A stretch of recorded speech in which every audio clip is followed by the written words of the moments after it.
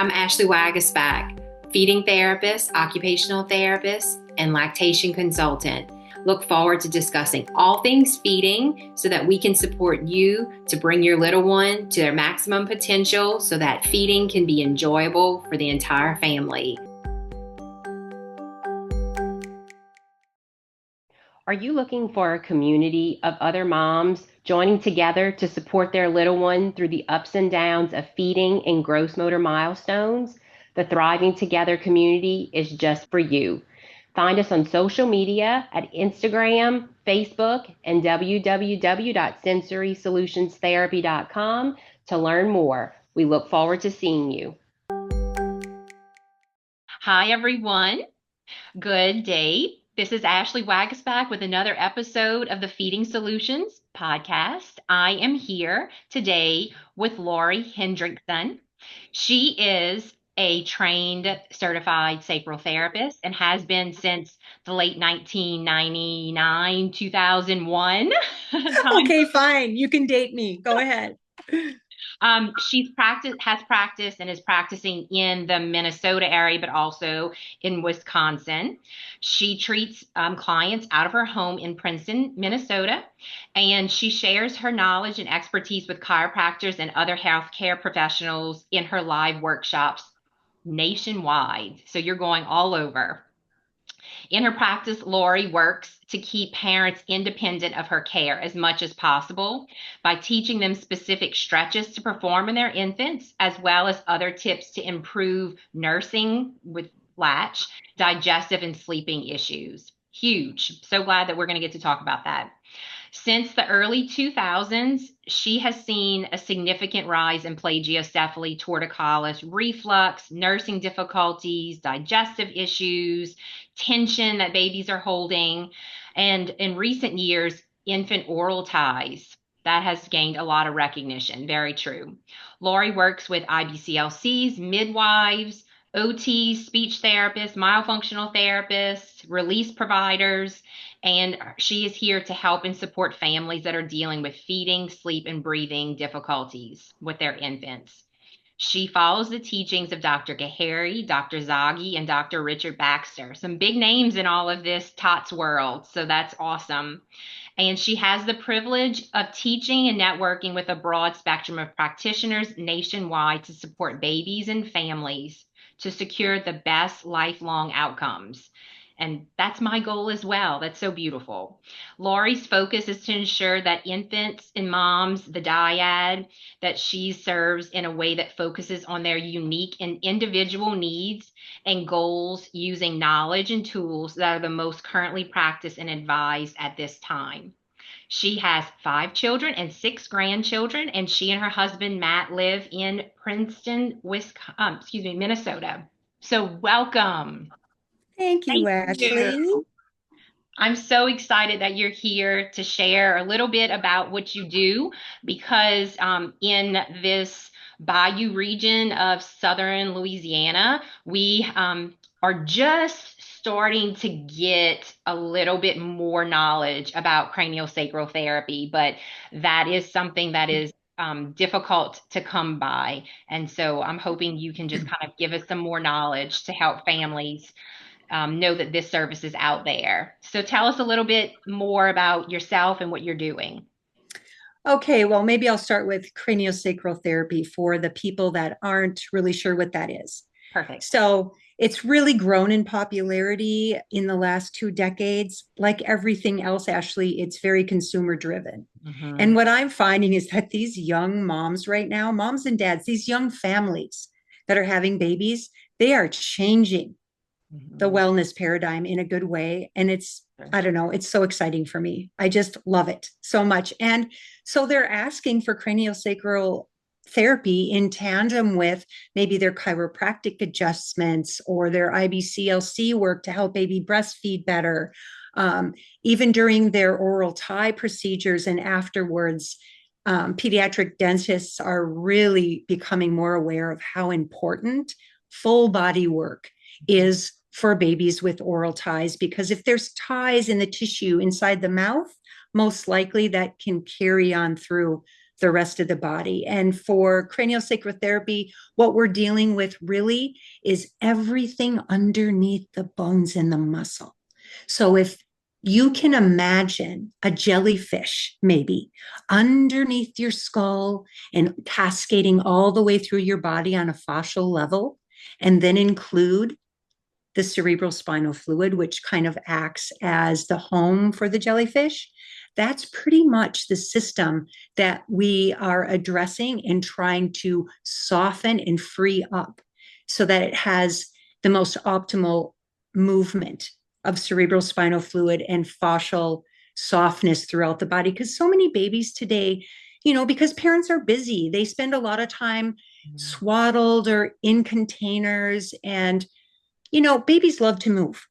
So I'm all about giving babies as much opportunities to move their bodies as possible. And that's the big message that I send out to practitioners and families alike. Like, put the baby on the floor, put her on her tummy. Let's see what she can do. And if she's very uncomfortable in a prone position, which babies can be if they haven't had tons of opportunity to move their body, I'm going to show you a couple little gentle movements and techniques to help her receive that posture better so that she can express her reflexes and integrate them into movement. Let's get her comfortable, and then we can start figuring out what is wrong, because parents aren't coming to me usually if babies are completely happy. Right. It's because, they're crabby, they're fussy, they're gassy, they don't sleep, they don't feed. Right. So I always start out with the simplest thing. Hey, you're here today. We're going to make this from here on out better days for you and baby. Yes. And I'm going to help you get baby more comfortable. Absolutely. In her body. So she can feed, she can sleep, she can move, and everyone can take a big breath. Absolutely. There's so much pressure in just tension just in the air. Yes. And so and I think it sounds like you're giving parents the tools, the hands-on tools to help them feel empowered, which is going to help them co-regulate with their baby. And that's such an important piece that has to be addressed. It really does. If I have one mission, that's it, is to liberate parents from, endless appointment times. And that doesn't take any work away from us, Ashley, or from any practitioner. What it does is it helps our work and helps better the outcomes for these families and babies. And that's what I want. I just want the mommy baby dyad. I want them to be in love again. Yeah. Because what I'm really seeing is a lot of moms that feel like they did not sign up for this. They didn't sign up for it. Nobody's happy. When there's a crabby baby or an uncomfortable baby in the house, everyone's affected.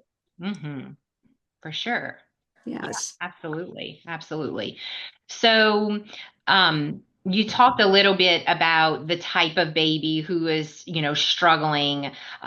Maybe what would be some other big red flags for a family, or maybe even small, that would indicate that their child could benefit from craniosacral therapy?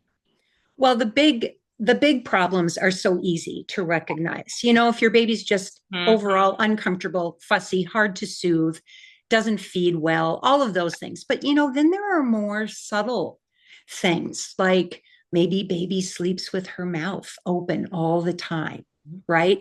Maybe you notice that she has a white tongue, like a white coating on her tongue all the time, and you've treated it like thrush, but that doesn't seem to help.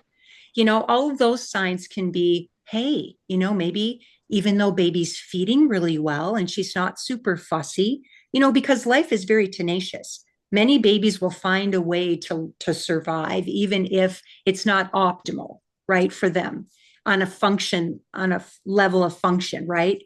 And if that tongue cannot reach the soft palate, on the back of the throat, it doesn't matter if baby can stick out her tongue and move it this way and all of that. But if she can't way up there, it's going to be very hard for her to regulate her nervous system and kick into parasympathetic. And also really hard for that body, that anatomy, to create a healthy airway.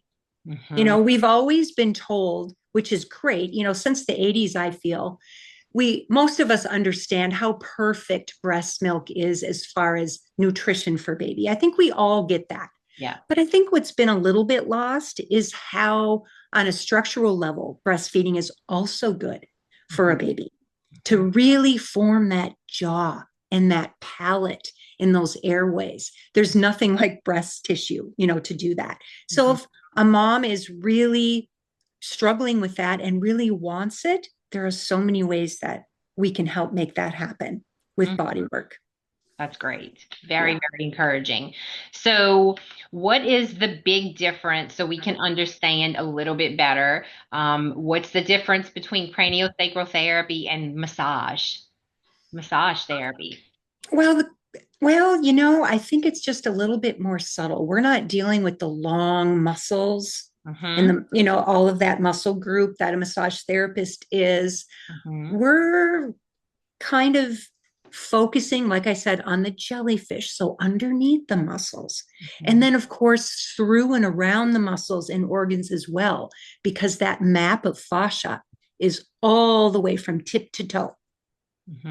So, but the thing I love about craniosacral therapy is that it marries well with so many other modalities of body work. So massage therapists love to sneak it in when they can. PTs, I've had so many physical therapists in the last, I would say 7 years, mostly, because they're being sought out now too. And what's cool about a physical therapist is oftentimes somebody's insurance will cover that care. And that's so wonderful for parents that are, I feel, kind of nickeled and dimed to death these days if they seek anything that's a little bit off of the well-beaten track, if you know what I mean. So I'm so excited about that. And myofunctional therapists too. They've become more popular, which is great. And this work marries well with what they do as well. Right. That's great. So you have across the board, you have seen this form of therapy kind of melding in with what other therapists, other professionals are doing. And so that's great. Making it more accessible to a wider audience. Yes. Is really the game changer for sure, especially, in rural areas where parents have to go far and wide to find yes. Specialties. Okay, so we talked a little bit about the benefits that infants, from them having this therapy. What may be the struggles that parents identify? So we talked about gassiness, reflux, this white film on the tongue, open mouth posture. When do you see that parents are saying, okay, I'm ready to do this. I'm ready to pull this therapy into maybe what we're already doing? I think there's a lot of answers to that, but I think that the most true answer is when baby just won't stop crying and nobody's getting enough sleep, then they're willing to go a little bit outside of maybe their comfort zone and seek out some different help. So I would say that's the major theme that I'm seeing right now. When they come to me, there's no convincing, and I'm not in the convincing business, but by the time a parent gets to a craniosacral therapist, I think they've pretty much checked off every other thing on their list. Oh, yeah, for sure. So, yeah. So do you feel like since the beginnings of your certification and your work, why do you feel like there's a shift like in the prevalence? I get that.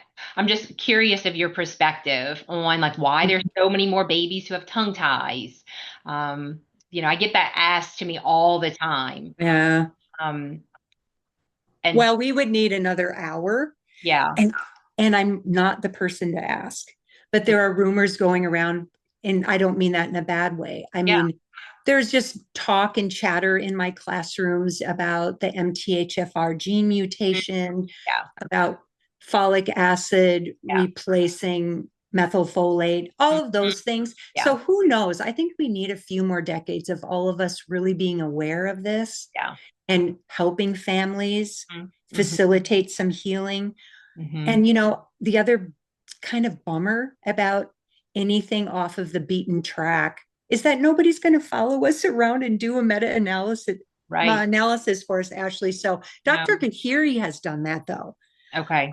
I just really respect him. He's not for everyone. He's very direct, but he really, really cares that people understand Mm-hmm. oral ties and when to release them, when not to release them, Yeah. what kind of help to get Yes. when you're on that journey. Mm-hmm. And so I really respect him, and I point so many people to his Instagram account. Yeah. I do the same. Yeah, no, I was just curious if kind of what you're hearing in your part of the country, and really you're kind of all over.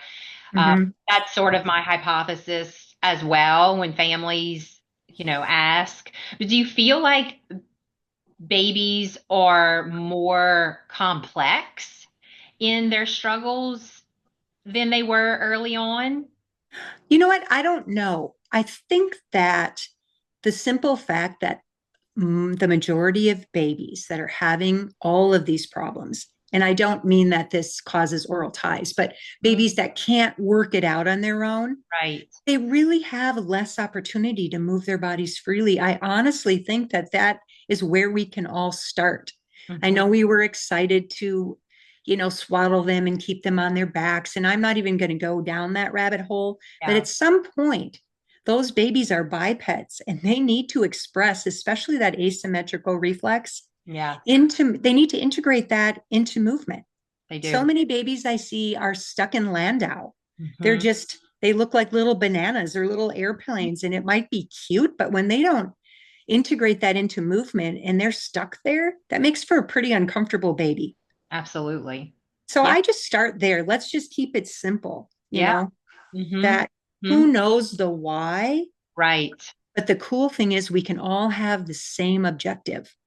Absolutely. Which is, let's get these babies more comfortable. Yes. And happier. And then we can work out all the other things. Yeah, for sure.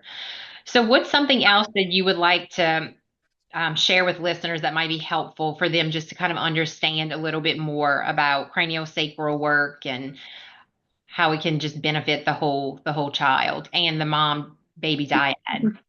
Well, I think the best thing really is to do an online search in your area. Mm-hmm. I would start by looking for a pediatric chiropractor, just because I found that there are so many of them. It's very popular for a pediatric chiropractor to be trained in craniosacral therapy. And I think it's mostly because the pioneers of this work came from that genre of practitioners.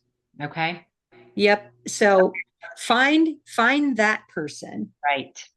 And then get curious Mm-hmm. and start asking for craniosacral therapy. And I think that's the best way to go about starting your journey. That's what I say to a lot of families that reach out to me on social media when they're like, oh, do you know anybody in this area? And oftentimes I can go to my database and I actually can help them.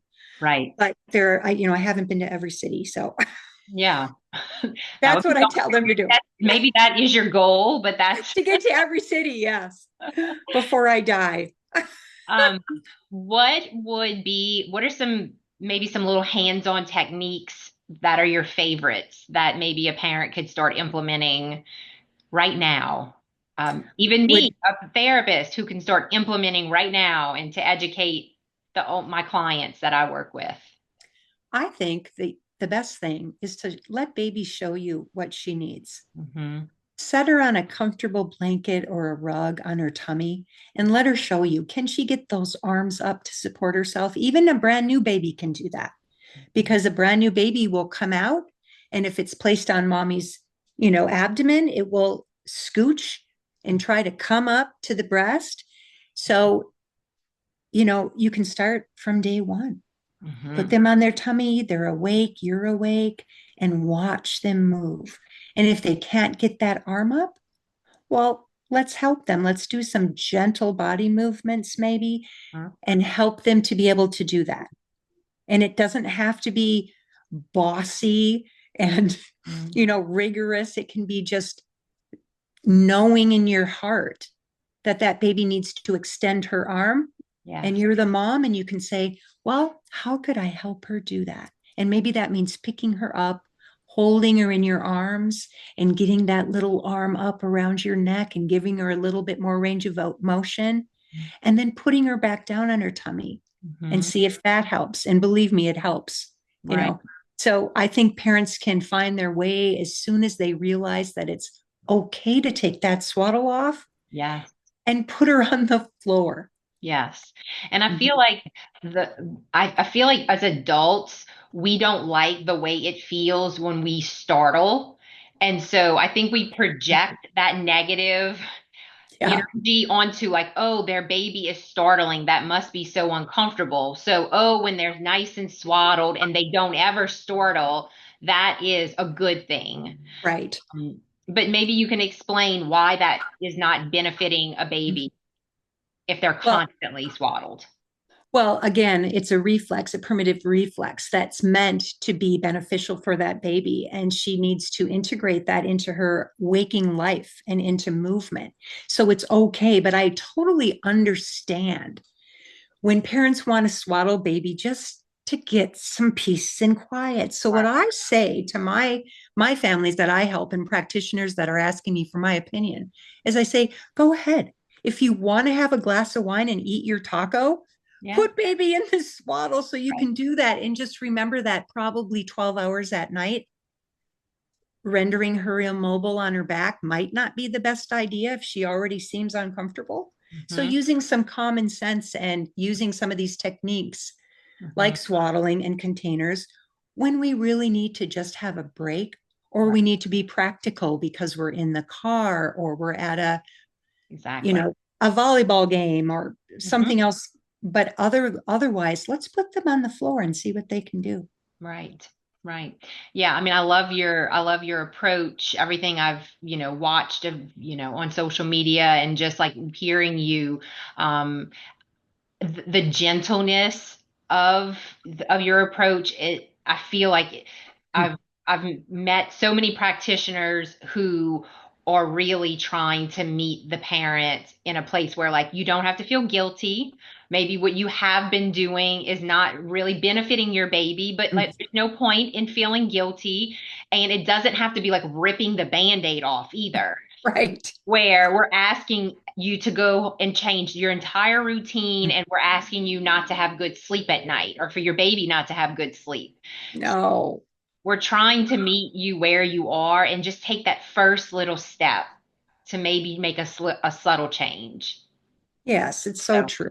yeah, Yep. yeah. But it's really up to us as practitioners. And it's another one of my messages that I tell my classrooms is, let's really start seeing our people again. Let's really see who's coming in the door. That mama baby dyad. Let's see how vulnerable she Yeah. seems, meaning mom. How dysregulated does mom seem? Yes. What can we do with mom? There are times when they come through the door, it's mommy and baby, and they're both a wreck. I Mhm. might just set them down, her holding baby, and I'll stand behind mom and put my hands on her shoulder. And we have a visit, and maybe I just kind of regulate her a little bit for a minute. Mhm. We have to start doing that, using our own discernment Absolutely. instead of expecting to have an SOP, which even less conventional practitioners, we can get into that where we think we need a standard operating procedure for every mom and baby that comes in the door. And I Right. really hope that never happens. I think that each mommy and baby dyad deserve an absolutely tailor-made care plan from us. Absolutely. Yep. Absolutely. And that we show our gratitude for them for taking that step to be there. And Mhm. we know that it's not easy in those early weeks to be out of their house. Yes. And we are there to meet them where they are and give them tools that are truly going to have an impact. I Yes. feel like by the time they get to me, they've tried so many things and they're done. They're done. Right. Mm-hmm. They're done. So, can you give us a few valuable tips that you've learned throughout your time supporting babies? Well, I think I'm just going to go back to the same thing, which is let's let our babies move, Mm-hmm. and slowing down as parents and family members too, like grandmas and aunties and uncles. Let's just slow down Mm-hmm. and enjoy this, this journey, because it doesn't last very long. And Yeah. that's another reason why I'm so excited to help families learn how to help their babies be more comfortable so everybody can enjoy it. I Mm-hmm. mean, who wants to have another baby when you've just spent 9 months with no sleep? I mean, Right. I totally get it. But as practitioners, we also have to remember not to want something different than our families want, because we'll burn out and then we're not going to help anyone. Mm-hmm. Mm-hmm. So I think it's liberating. I don't think it gives me more boundaries when I'm working. I think it gives me less. Right. Yeah. Yeah. Absolutely. That's good care. Just meeting people where they are and not Yes. I projecting know. what you think that they need. That's Yeah. When that starts to happen, you start being, you think you have to convince people. And the minute you start doing that, you've really got to take a step back and think, okay, is this for me? Or right. do I need to maybe go work at Home Depot or something else, Not something that's so, I don't know, that takes such a unique approach every single Mm-hmm. day, even more than every day. Because for me, I see patients when I have my treatment days. I usually see moms and babies in a clinical half hour, and Mm-hmm. I cluster book. So I'm regulating my approach, 8, 9 times a day. Mm-hmm. So if I had to force a technique or a formula on every single mom, oh my gosh, well, I'd be retired. Yeah, Yes. for sure. For sure. Mhm. So, with that, what have you learned that's maybe not worked, that's been difficult, that's been painful throughout your time? Um, what's something that you've kind of had to revamp? I think that's it. Mm-hmm. Because when I was young and all excited to get in there and help babies and families, I really thought that I had the answers to that. For the most part, I enjoyed my babies, all 5 of them, Mm-hmm. you know, and so I'm like, oh, well, just do this or Right. just do this. Oh, they won't do that, do this. And it took me quite a few years to think, why do I want to find something else to do? Why am I saying this isn't what I'm going to do? Mm. you know? Yeah. And that was my answer. Hey, if I'm going to love these people, and I mean like in a verb, Yeah. loving them and caring for them and facilitating healing in any way I can, Mm-hmm. it's not going to be one way. Mm-hmm. And Yeah. that was a painful thing to learn at first, because I almost stopped working. Mm. So I guess that would be my answer. Yeah. Yeah. And this work is such high energy, high emotion, Yeah. depend on the practitioner because we have families that are coming to us in such vulnerable, raw state, that yeah, you're right. Like we can't be projecting what we think because it is the burnout would be way too high. Yes, it would. It would be for sure. Hmm.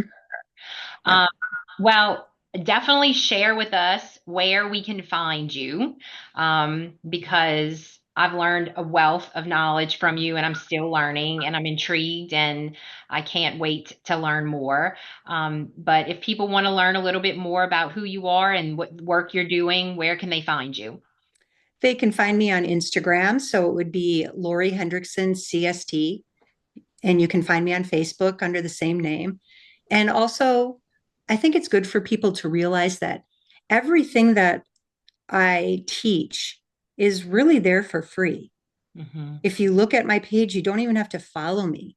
You Mm-hmm. can watch me work on babies. I have all of my fascia release techniques and movements in my highlight section. Those are all free for a more comprehensive, I think, approach to learning this. You would want to have some classroom time. But otherwise, I'm just out there. My social media is really geared towards my students and reminding them of everything that they've learned in class and all of the different ways that it can look. But for the general public, it's there for them too. Perfect. Well, that's very generous of you, and that just shows your heart where that is in all of this work. So that's so beautiful, and I guess that's why I connected with you, and because again, that's the goal with all of this, just to this mission of supporting families where they are, just so that life can just be a little bit easier and their babies can be happy. Yes, because those babies grow up to be citizens of the world, and that's who we're going to live with. Right. And our children and our grandchildren. Those are going to be the drivers on the highway. Yeah. Let's make them nice people. Yeah, that's great. That's great. Yes. Well, thank you for your time. I really appreciate it. You just definitely just ooze your goodness through this interview. So I really appreciate that. Thanks for having me on. Absolutely. Well, until we talk again, thank you. I hope you found this episode on the feeding solutions helpful. If you would like more information, please follow Sensory Solutions on Facebook or Instagram, or you can always visit our website at www.sensorysolutionsTherapy.com. Thanks so much for joining today, and look forward to seeing you next time.